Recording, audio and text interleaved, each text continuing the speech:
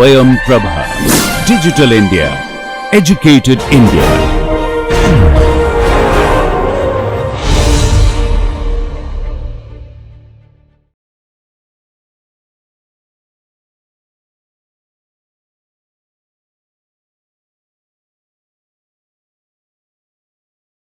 Yeah, okay, there are all kinds of stuff out there. Hybrid of these methods, hybrid with even point-based. Yeah, but there are so many of them. I've decided not to talk about even any one of them, but these are basic ideas. Now, if you are going into that mode, you got to have a reason why you are going for hybrid. What is wrong with these methods that cannot be applied? And there could be reasons. So a good understanding individual methods like this will help you combine. Maybe you find PSO is good for certain problems, GA is not, but initially maybe GA is good, but then ending up with PSO may be good, so you can combine. So there should be a reason why you are using a combination.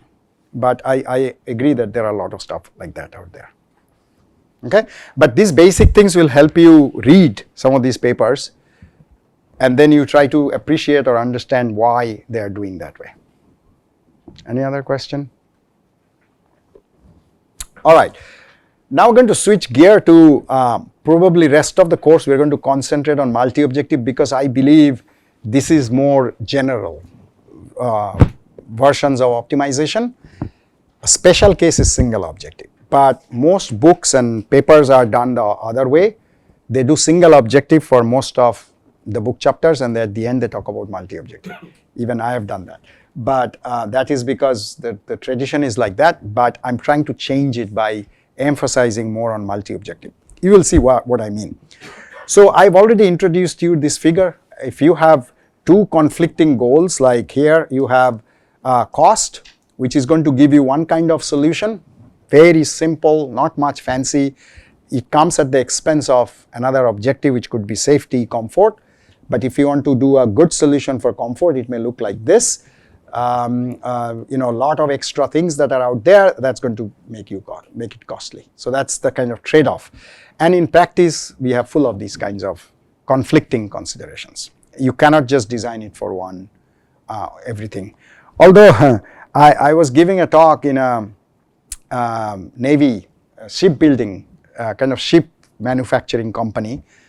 They wanted to know what is multi-objective. So there are a lot of gray hair people sitting in the front. And after my 40 minutes of talk, one of the gentlemen stood up and said, everything you said about multi-objective is not valid in our domain. I said, why? He said, we could put every objective a dollar value. So if you say cost is already some dollar value, comfort, can you put a dollar value? Maybe sometimes you can, but this will be a subjective thing, right? So if you can put an equivalent dollar value to, let's say 40% comfort means $1,000 or maybe $5,000. 50% maybe $6,000. So if you can put something like this, then you can simply add and say, I'm trying to minimize the sum of the two. Then everything is single objective. But if this comes to like life lost, like in a war scenario, or any of the other things like environmental effects, how can you put a number, dollar number to environmental, how it affects us? It's very difficult, right? So I believe they're saying it because they are not used to, and they've been doing this. But with the current kind of sentiments about various groups of society, keeping things separate, everything is important, you get more into these kind of multi-criteria scenario that you want to keep. So if I have two solutions, one has more lives lost, but cheaper. On the other hand, another one has less lives lost, but it's more expensive. You can now evaluate in terms of individual metrics, not kind of giving a combination of numbers. I think that's very fair way of doing it. So you are going into more than one criteria, right? Okay, so I've got this book written in 2001 talking about some of this philosophy and the early literature on this. This is still good if you are interested in basics and foundations. All right, so All you have here in the NLP formulation is more than one objectives, as you see. Okay, constraints are still there, defining if you are feasible, variable bounds are still there. Okay. To this group, I think I can take this example. It's a small cantilever beam problem with a circular cross section at the end. Even if you don't know the context, is not a big issue, just take it like a numerical problem.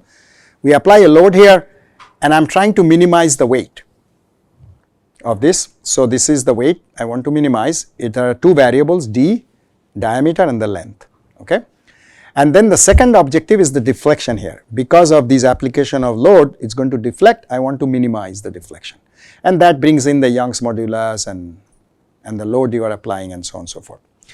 And then there will be stress that develops here and I want to restrict it so it doesn't break. And then I also want to restrict the deflection here with the delta max. So these are the two constraints. I took this very small example, the two variables, two objectives, so I can show you these plots. So what's happening here? This is the variable space called variable space, where I have d on this side and L on this side, two variables. I take lots of points here. For every point I have a d and L. I can compute the two, but before that I can see if it is feasible with respect to both of these. All these points here are feasible, these points are infeasible. That's why I didn't put the dot. Each of these points now I can compute f1, f2 and I put it on this space called objective space, right? And you can see that each of these points makes a kind of character to this region, okay? They are not all over the space, they are falling in some way. Now that's the entire search space here. I'm going to be searching here. This is the feasible, this is the boundary. There are two constraints, okay, boundary. And this is the objective space. Now looking at the objective space, can we say where is the Pareto optimal set? Because in these problems, Pareto set is the one, that red line that we are showing about, right? So I'm trying to minimize the weight, F1, I'm trying to minimize deflection. I want to go this way, I want to go this way. So where do you think is the minima, the Pareto optimal set? It cannot be here because this is bad for weight, bad for deflection. It has to be on this corner. So you remember what happened here? I told you that this will be my ideal scenario if I can get a point here. That's minimizing cost, maximizing comfort. That's the ideal point. But I don't have that. There is always a curve or something that cuts that off, and that gives you the trade-off. Here, what is that? Ideal point would be the minimum corresponding to this is somewhere here, and minimum corresponding to deflection is somewhere there. So it will be somewhere here is my ideal point. It's cutting that part off. So here is my Pareto set, right? In fact, I think I have a line. Yeah, that's my Pareto set. So if you can look at this objective space with all your solutions, then you can see where the Pareto front is for only two objectives, maybe three objectives. More than that you cannot. But let's try to understand what's happening. Okay. But the problem with that approach is you need to compute every point. It's an exhaustive search. You don't have time for that. So you need an algorithm that's going to start randomly in this space and going to come to the Pareto set. Now the question is, where is this set here? In this problem, if you look at each of these points and see where they're coming from, they are all from this line. So that's the Pareto optimal set. This is the Pareto optimal front. Okay, or sometimes they call it efficient set. In the MCGM literature, they call it efficient set. So when you start from here, random points, all of these points should try to go towards there. Okay, here. And that's our target. So in this problem, we completely understand where we are supposed to go, what constitutes the Pareto optimal set. In a more complex problems, there is no way of knowing because you'll simply not be able to plot this. But I hope you get the idea of what's happening. Yeah, the important thing is there are a number of solutions that are optimal. So I can have infinite solutions here. If I have a discrete search space, then I will have a discrete number of points. Yeah, efficient set, Pareto optimal set. Okay, now let's go with some definitions and see how can we define Pareto optimal point. A solution X star, which should be part of the feasible region X, is called Pareto optimal if there is no other X, no other solution in the feasible space that is better with respect to all objectives. So if I am here, let's say I am two objective here, F1, F2, and I'm trying to minimize. If you have a point in the third quadrant, let's say if I have a point here, this is better than this, call this A and call this X. X is better than A in F1, right, because it's better, it's smaller F1. X is also better than A in F2 because this is smaller than that. So any point you have in the third quadrant of A is better than A. Does that make sense? Any point you have on the first quadrant here, who is better? Let's call this Z. Is A better or Z better? A is better because A has a smaller value than Z in both objectives.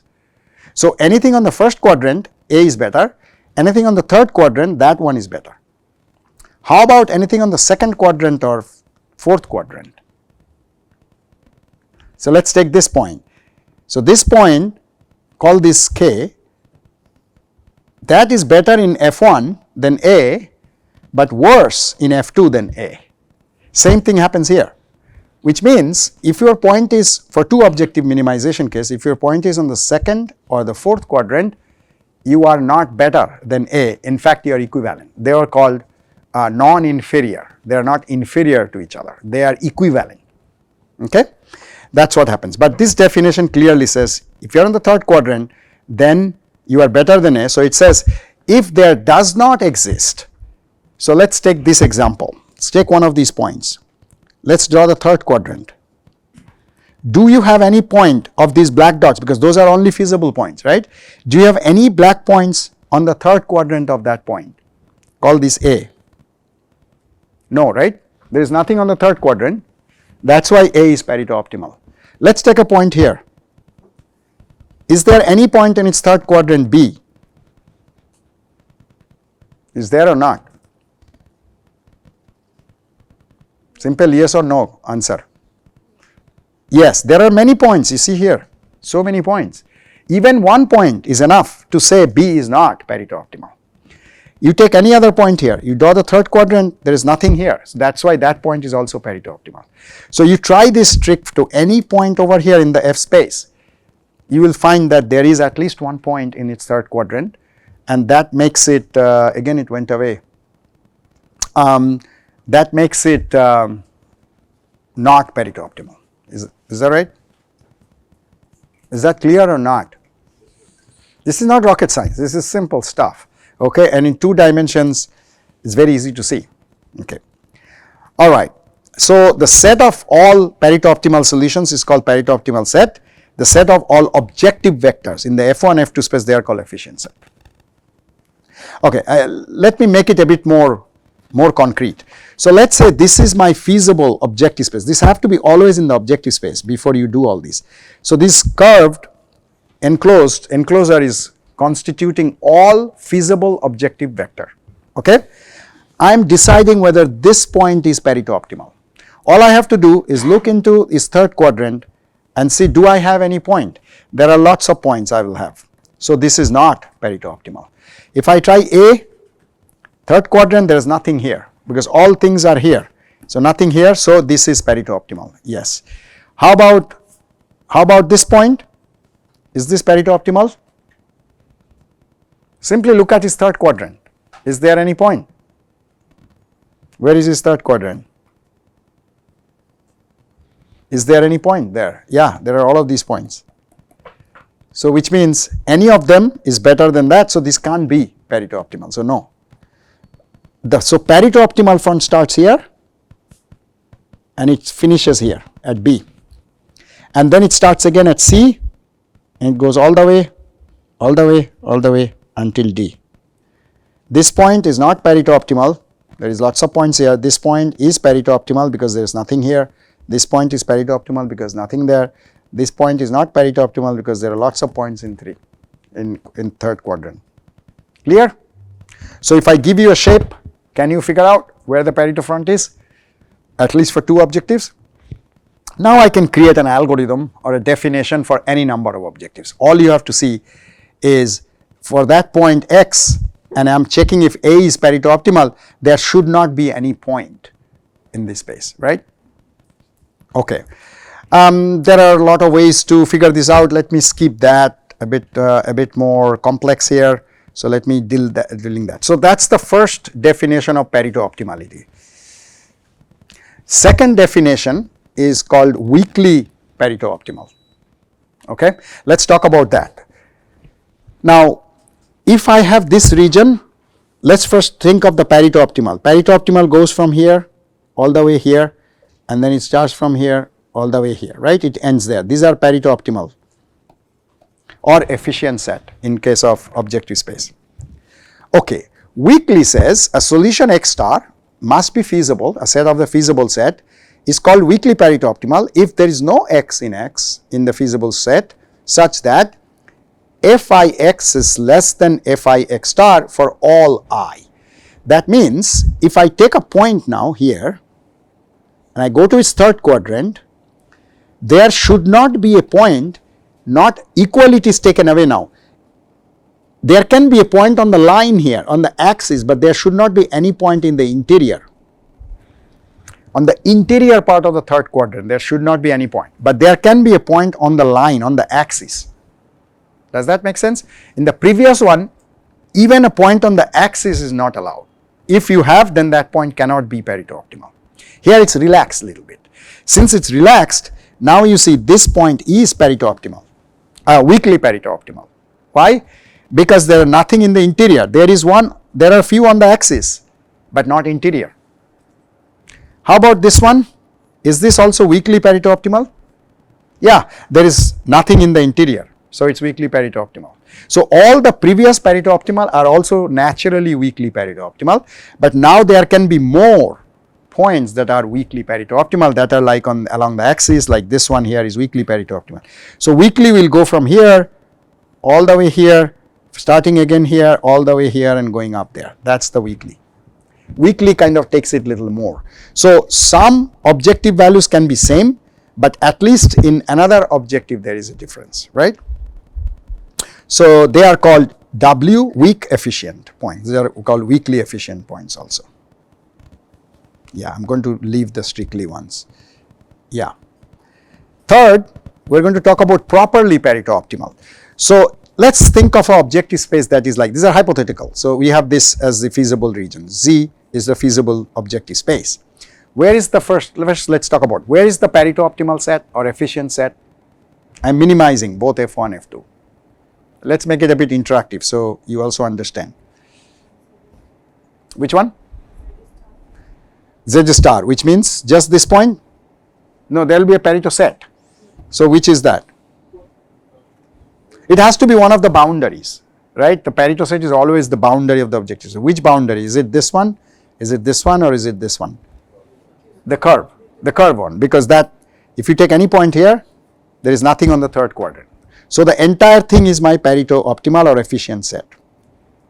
How about weakly Pareto optimal? Which part? No, there is no weakly. No, I said Pareto optimal set is by default weakly Pareto optimal, right? It's the definition says that, but there could be some additional stuff. But is there any additional stuff here? So if you say, okay, you are confused between this point, let's say whether this point is weakly or not. So let's draw the third quadrant. There should not be any point in the interior of this. So is there any point in the interior? Yeah, so this cannot be, like these are all interior, so this cannot be weakly Pareto optimal. So in this case there is no extra like horizontal or vertical lines, so the same line is also weakly Pareto optimal. They are the same.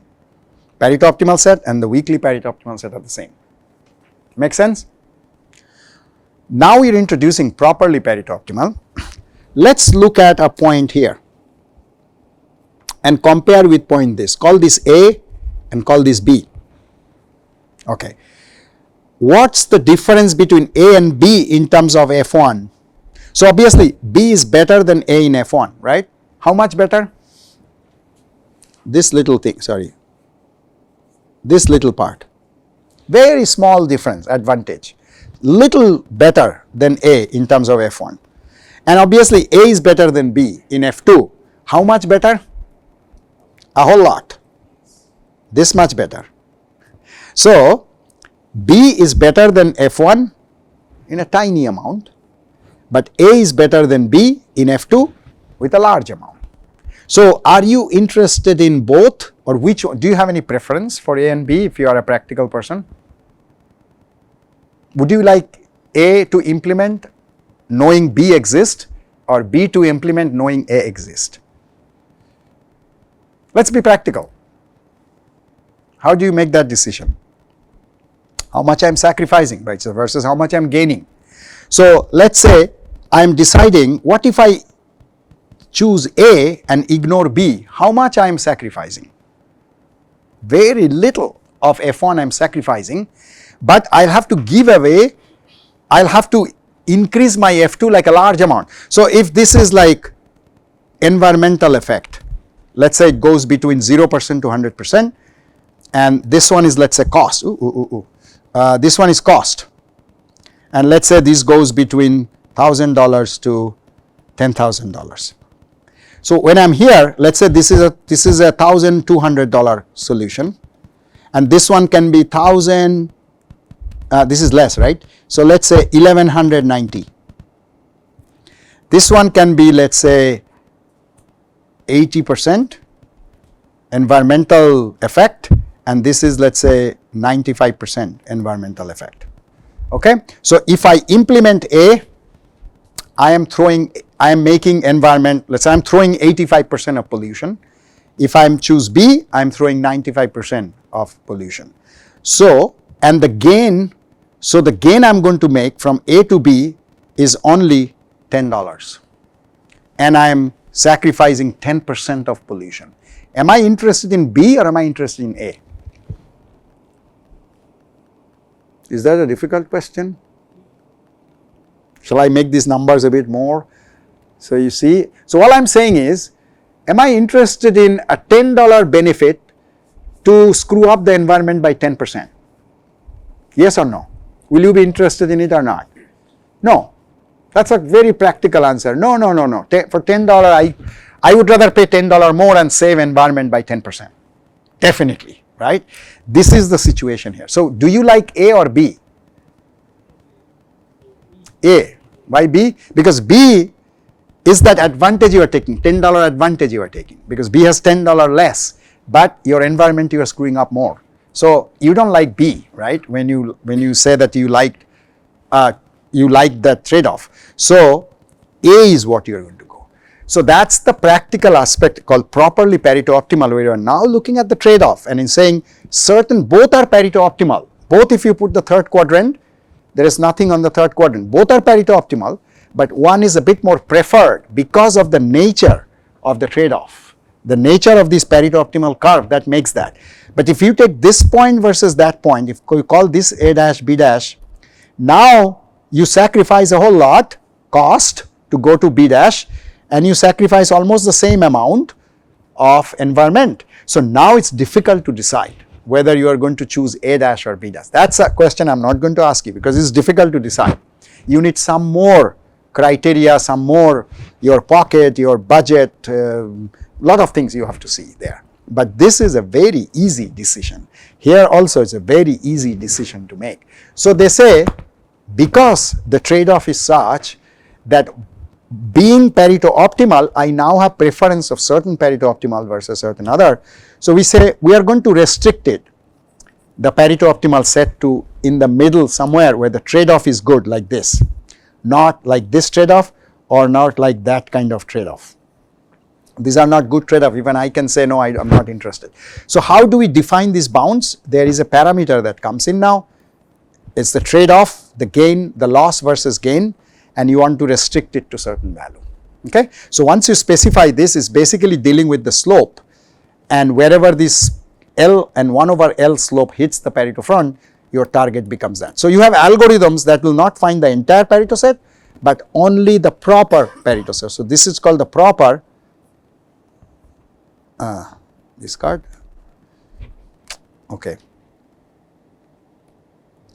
This is called the proper or properly Pareto optimal set. So, the entire thing is Pareto optimal, entire thing is weak Pareto optimal, only maybe here to here depending on L. There is a parameter that decides, you will have properly Pareto optimal. So for all practical purposes, if you are working with the industry or if you are working in an industry and doing this stuff, you should be interested in finding only the properly Pareto optimal set, because those things make sense. Okay?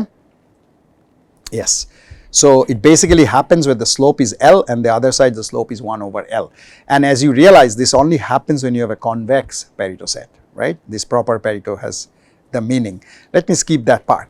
Now let's come to some algorithms. So those are the definitions, 3 different definitions we talked about. Classical way of doing it, which is the point based method. I'm going to stop at little after 12. Yeah.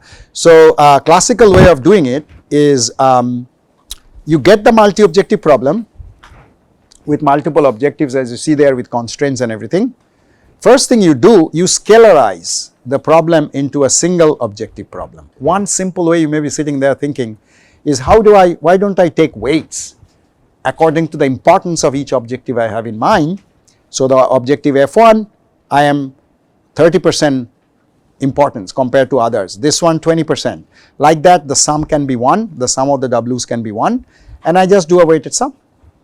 Provided everything needs to be minimized, everything are in the proper scale, same scale, I could add them and minimize only this function.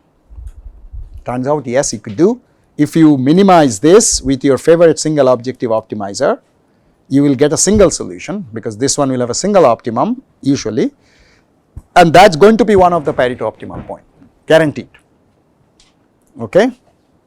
Then if you want to find another point, you need to change the weights and you rerun, you get the next point, and so on and so forth. So here is the principle. If you have 2 objectives, yeah, a little screwed up, 2 objectives F1, F2, you can use W1 and W2. Usually we use W1 between 0 to 1 and W2 can be 1 minus W1. Okay, this is W2. So then you can set that way, their sum is always 1. So if you do that, turns out the theory says that your contour plot of this f function in this objective space becomes a straight line with a slope of W1 by W2. Okay, and then when you minimize, you are basically dragging the line before you leave the feasible objective space. That becomes your optimum. So in your Pareto set, wherever this slope, this line with the slope become tangent, is your solution to the weighted sum. So now if you want this point, what will you do? If you know the Pareto set, you can actually draw a tangent and figure out the ratio of W1, W2, set it up here, run, you will get this point. So by changing the W systematically, you can actually generate. Okay, and this has a proof that you're always going to create a Pareto optimal point.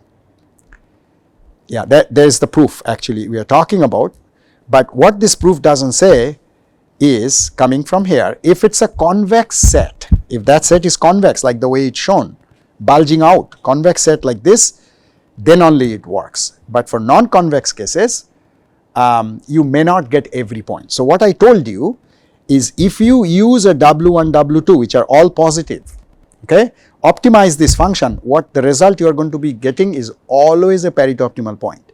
But not every Pareto optimal point can be obtained by this method. The reverse is not true, and I'll give you an example here.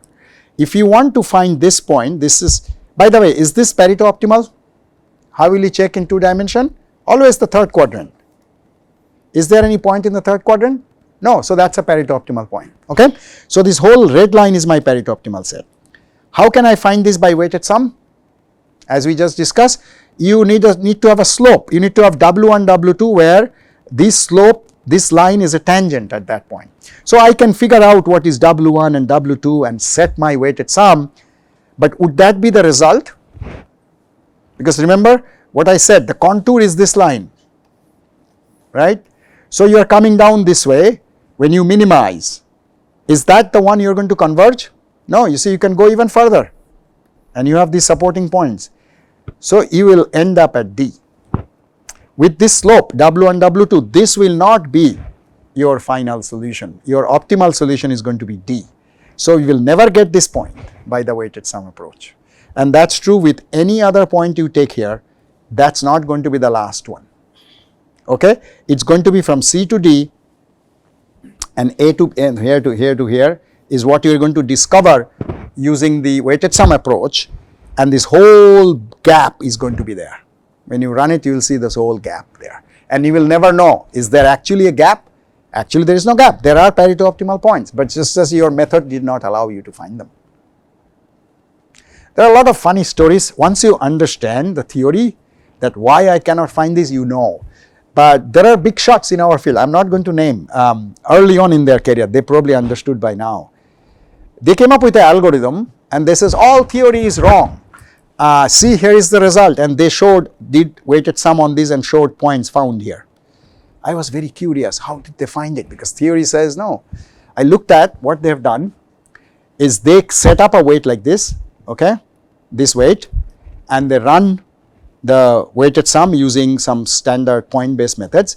They are saving every iteration, 1, 2, 3, 4, they are saving every point. Okay, so you started from here, you go there, you go there, you go there, you go there, you go there, go there, go there, go there. Eventually, you are going to get there, right? So this point was there, this point was there in their population, but the final one is your result. We usually print out the final one, but they are saving every intermediate solutions.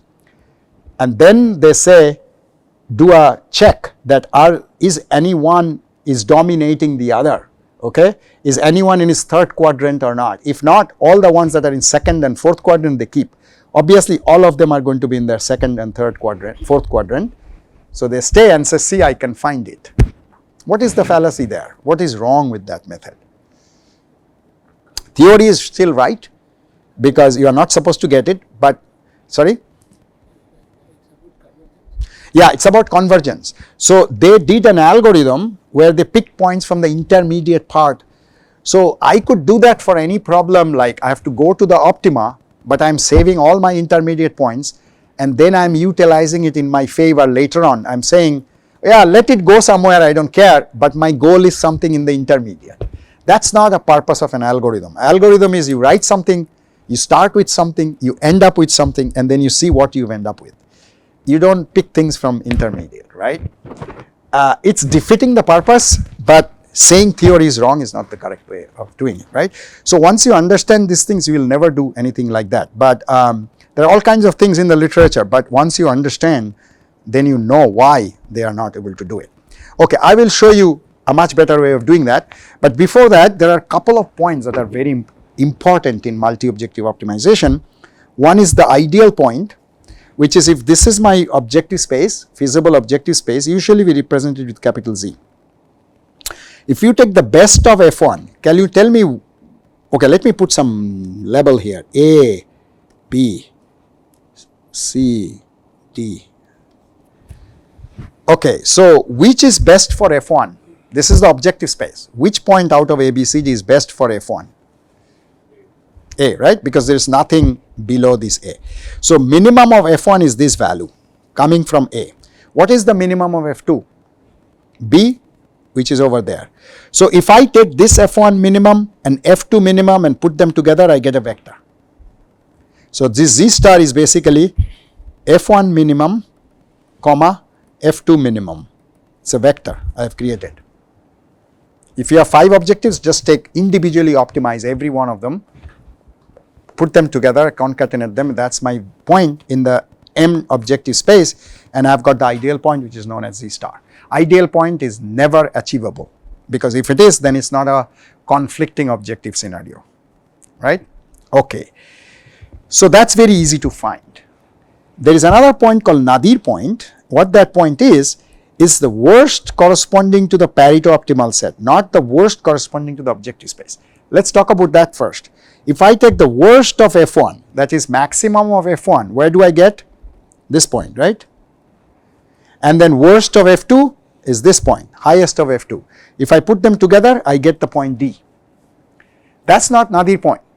Nadir point is if I know the Pareto set, I will take the worst of F1, which is this value, out of these Pareto sets, Z efficient, and worst of F2 is this one.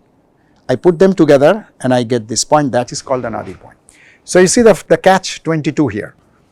To get the nadir point, I need to know the entire Pareto set. Otherwise, I don't know what is the worst of that.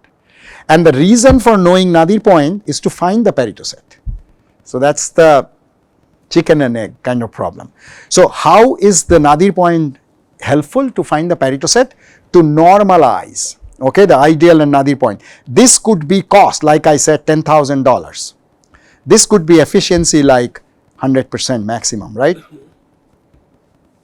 So there is a mismatch in the scale.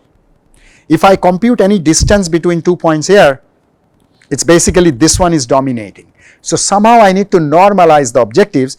If you know nadir point, if you know ideal point, you can normalize. This one becomes 0, this one becomes 1, this one becomes 0, this one becomes 1. Now the distance is properly calculated. So here is the normalization. Knowing the ideal and nadir point, you normalize, and this normalization is what is used within every algorithm. Okay. So nadir point is an important thing to find. There is a payoff table method to estimate nadir point. And you can use this to find both ideal and nadir points. So let's quickly see how to do this. You individually minimize every objective function with constraint. So you do constraint minimization with fmin_con or whatever single objective algorithm. So for f1, you find x1. For f2, you find x2. So let's say these points are found. This one is for best for f1. This one is best for f2. Now you compute f1 at that point, f2 at that point, f3 at that point, so on and so forth. You fill this up. Similarly, compute f1 at x2, f2 at x2, fm at x2. Like that you fill this matrix. Is that clear? Each of these points is individual minima of every objective function with the constraints that you have. Okay? If there are m objectives, there are m solutions you found. These are individual minimum. And then at this minimum x values, you compute all objectives. You minimized f1 to get x1, but after you find x1, you compute f2 at that point. You compute f3, compute fm like this. Okay, once you fill that up, can you point me to the ideal point? How will I construct the ideal point? All the individual minima. This is minima for f1, this is minima for f2, this is minima for fm. So if I take this diagonal and construct a vector, I get the ideal point. Clear? How do I get the nadir point? I take the max of all these f's, put it here. I get the max of all these f2, I get it here. Max of all of these, and I construct this as a vector. That's my estimation of the nadir point. As if these are all my Pareto points, x1 to xm. Actually, these are extreme Pareto points, and then I am actually taking the worst of each of these points. So that's an estimate, that's never the ideal, and we have lots of examples where this is not the ideal case. Okay, I'm going to leave the example. Yeah.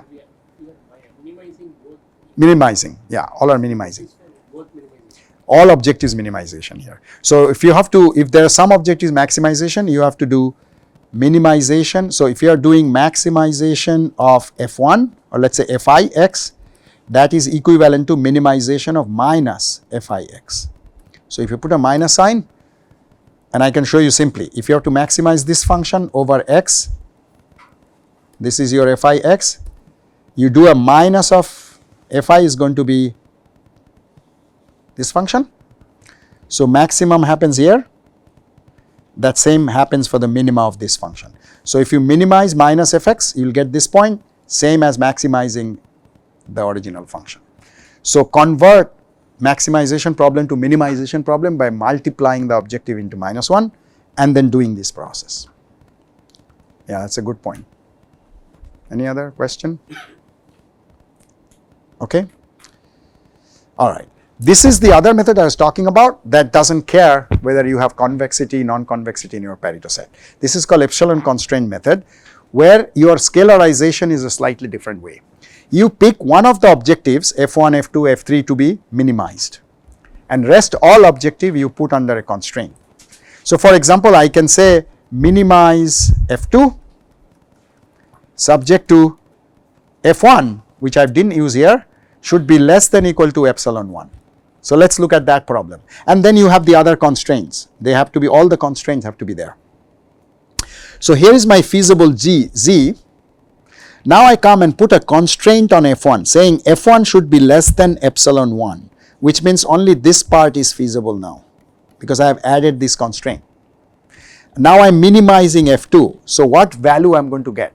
what will be the result of this problem? C, right?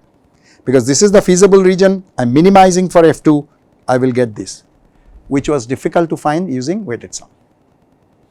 If you want this point, all you have to do, put a epsilon here, choose this epsilon here and put it over there, and this becomes your feasible region, and this will be your solution, which was difficult to find. So this algorithm has both way proof that for epsilon 1, any value of epsilon 1, either you get a Pareto optimal point or you get an infeasible point. How infeasible?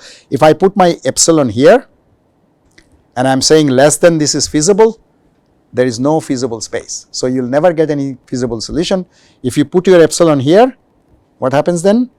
The entire space is feasible. What solution you are going to get?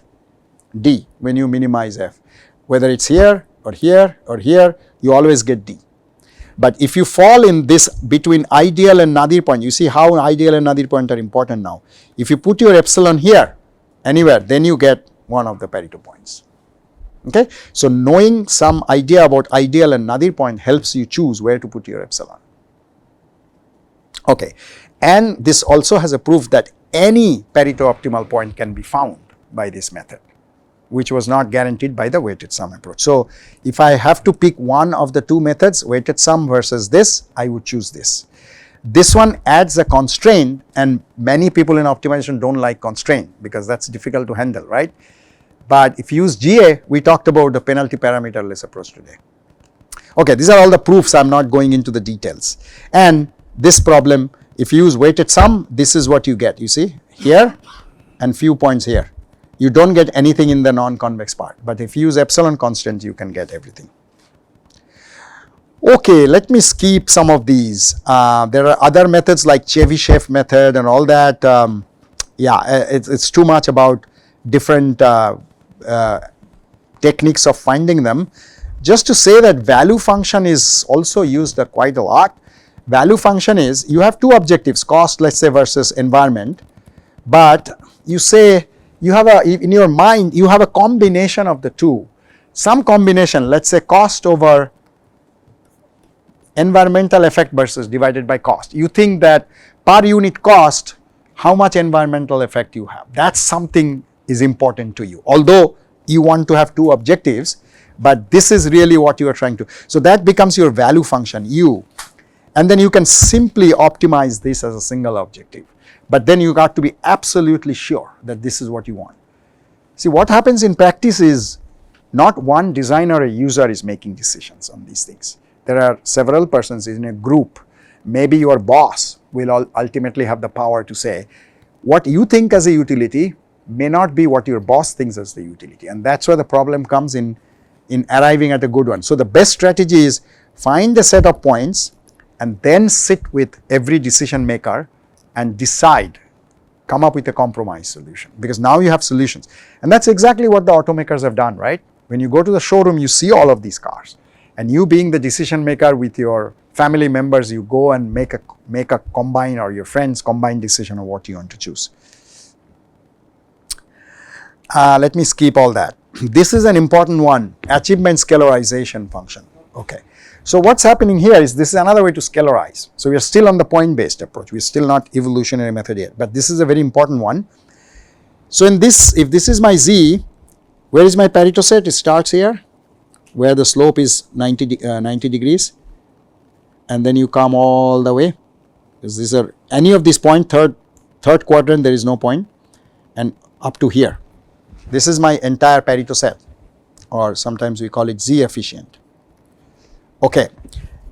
Now, I'm not interested in the entire thing. I'm interested in a part or maybe a point on it. How do I say which point? You come up with an aspiration point called Z bar, which is saying, I have a combination of the two things in mind. I can spend $500 to get an environmental effect of, let's say, 50%. That is what I'm thinking. I'm in my mind that I want to pay $500 to get this kind of gadget in for my home that's not going to throw more than 50% of pollutant. I'll be happy with that. So that's your aspiration point. Now you see, in this case, all feasible solutions are here. nothing is on your point. So I will disappoint you. I will tell you, sorry, for this problem, I cannot give you such a solution. You have to increase your dollar value or reduce the expectation. If you keep your dollar value, I can give you a solution. The earliest one I can give you is maybe 80%. Are you happy? You say no. Then you say you increase to maybe $1,000. Maybe then I can give you one with 70%. If you want 50%, you need to spend at least so much dollar. So that's the kind of way I decide what I can afford and what I'm looking for. You get a point. You can get multiple points, but let's say with 1 point. What this guy Wierzbicki is a genius, Wierzbicki, from Polish researcher, he came up with is that he says, once you give me that, I'm going to formulate a problem, like this one, called ASF, Achievement Scalarizing Function, that's going to pinpoint 1 point for my Pareto, guaranteed to be a Pareto point, but it's kind of closest to this point in the sense of some distance, okay? And this is the problem you solve. You can give different weightages for every objective function that you have with this W. Z bar is your point and F is your objective function as a function of X. When you solve this problem, you get this point Z dash. Okay, so that's saying I cannot give you what you are looking for, but the nearest one I give you is Z dash, which means you have to spend more money and you have to sacrifice on your pollution. Okay, I would have been happy if he stopped his paper there, but now he talks about, okay, now that you get that, with this you can construct another aspiration point by taking horizontally from here, keeping the same F2 and keeping this F1, I get a point, and I can get one other point here this way, and I can repeat the process and find another point. Repeat the process, solve this problem with different Z bar, and I get another point. And then I could repeat the process, I get another Z. Okay, so all these I could do another Z. So I can keep doing it. So basically it's talking about populating this region, which is close to this. It immediately caught my attention that he is using point-based method repeatedly to find out a region, not the entire Pareto set. With this process, you can never get a point here, although these are Pareto optimal, right? These are Pareto optimal. You'll never get there because your interest is in here. But he's not giving you one solution, he's giving you a number of solutions there. I said, hey, I could do this much better with an EMO, evolutionary multi-objective method, which we'll talk about, where each of these I can find, multiple of them I can find in one go. So that's how we figured out what they do, what is their principle, and they are handicapped because they are using point-based methods one at a time. We can speed up by doing evolution. So we'll come back to that later. But this is a nice way that you can choose. So you can use this method to pick a solution. Let's say by EMO you found lots of points here, okay? And now somebody comes and says, here is my aspiration point. Can you pick a solution for me? Yeah, you can find, instead of maximizing, you basically do a selection. Choose from it that's going to do minimum value of this out of all of these, and it's probably going to be that point. Okay, so that's a way we often choose a solution. I mentioned that we'll talk about some MCDM, multi-criteria decision making. This is one of the methods that decision makers provide their aspiration point, and we go and pick a solution from our Pareto set using these criteria. Clear? Okay, there is a augmented ASF with a little slope you get. Let me not get into that. Okay, at this point, if we need, we'll talk about later. Okay, there are some mathematical underpinnings. Like if you have this problem, there is also theory, like we have KKT condition. It's called Fridtjohn necessary conditions with a very similar structure as you see from before, like the Kuhn-Tucker conditions. But now you have multiple objectives. Each objective will have a gradient. So you need another set of Lagrange multipliers. Okay, so similar theory continues here. In case of convexity, a KKT point becomes your one of the Pareto optimal points, right? And then there are weakly definitions, proper definitions as well. So these are sufficient conditions, again for weakly and Pareto, very similar, but then they relax a little bit over there on the conditions on the lambda and mu. Again, I'm not going into the details. When you have free time, you can look into this if you're interested. Okay, so what I introduced to you now is multi-objective optimization basics. Okay, the main result is that they come up with not one but multiple Pareto optimal solutions. There is trade-off between them. You can either find the entire Pareto set one by one if you are using point-based methods, or we will talk about tomorrow evolutionary way of doing it, then you find the entire Pareto set. But then you need to pick, once you choose all of these solutions, you need to pick one. One I just introduced you, this ASF, by which you can pick one and you are driving that, you are providing that Z bar, right? But the essential part of point based is you have to do this again and again, and that is cumbersome. Several methods exist for that, but we'll talk about the EC method later. Just to finish up, I want to talk about one slide which I left, yeah. So, let's say this is my Z bar and here is my Pareto set with the bold line, and I use weighted sum or epsilon constraint. Let's say this is my target. This is where I'm going. So you start with a single point, right? And then your goal is to get to that. So you have done an epsilon constraint or a weighted sum. So your whole space is such that this becomes your target. So in that process, you do several iterations and converge. You are going through local minima, you are going through infeasible region, another infeasible region, maybe another local minima. Finally, you come here. At the end, you declare this is a solution. Okay, fine, that's the end of it. Now you change your epsilon. Let's say you change your epsilon or change your weights. Then let's say this becomes your target. You start from another initial point. Same complexities, infeasibility, local, isolation, all these you have to learn again, because this run is gone. When you have terminated this run, everything is gone. There is nothing in the memory. You restart, you have to re-understand how to solve the problem. Your algorithm has to be as efficient as it was there. For the third problem, same thing. If you want to get 20 points, you have to do it 20 times. Okay? Sometimes you may be failure, and a lot of people will say, oh, when I do this many times, I get a point here, I get a point here, but another time I get a point here, another time I get a point here, another point here. And then I see that this point, this is already dominating. Dominating means this is in its first quadrant, so which means this is better. So this was useless. This whole run was useless, simply because it got stuck in one of the maybe local optima or on a boundary, constant boundary, it got stuck. That run wasn't lucky and it couldn't go. Some parameter setting you have to change to make it to work. So it's a lot of work, let me tell you. If you want to do one by one by one by one and get a smooth Pareto front, it's very difficult. So that kind of builds up why we need other methods where parallelly we are going to find multiple points. So even if we find multiple points, some of them converging, some of them not there, but close to it, but let's say we find 10, 20 points, okay? Now I can take one of these ASF or something and go to the Pareto front. Now I can do local search and converge to the Pareto set. This is a much better approach. So you start with this evolutionary approach and then finish up with these multiple, each point as an initial point, you just finish up. That's a much better approach. Okay,